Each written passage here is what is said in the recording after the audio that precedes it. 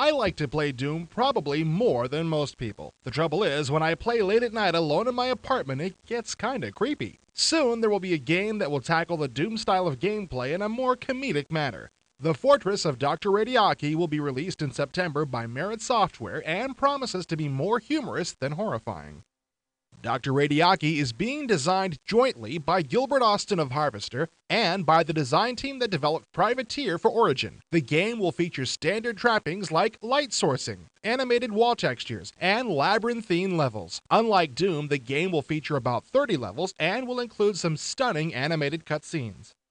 Most Doom clones have been nothing but cheap knockoffs, but that can't be said about Dr. Radiaki. The monsters, all 27 of them, have been fully rendered in 3D Studio, making them far superior to anything yet seen in a game of this type. It will be available in both floppy and CD versions, but the CD will be far superior, offering more frames of animation for all the monsters.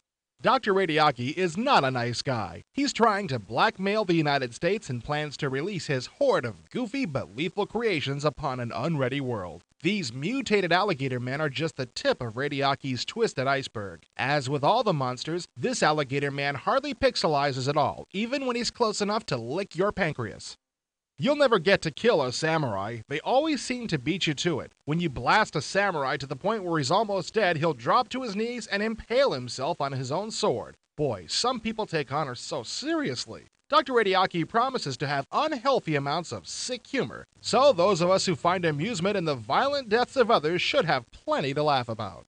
Weren't you an extra in The Day the Earth Stood Still? It seems that Radiaki has decided to make monsters out of whatever happened to be lying around, and that included kitchen appliances. I haven't seen a more intimidating set of frying pans since the matricide scene in Carrie. When you finally kill this robot, you literally get toasted.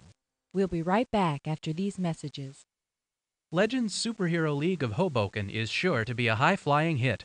Check out the preview demo in this episode of IE.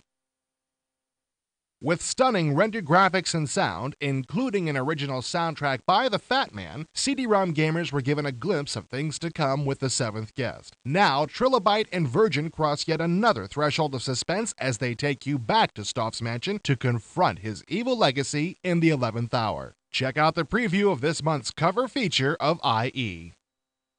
We now return you to the show.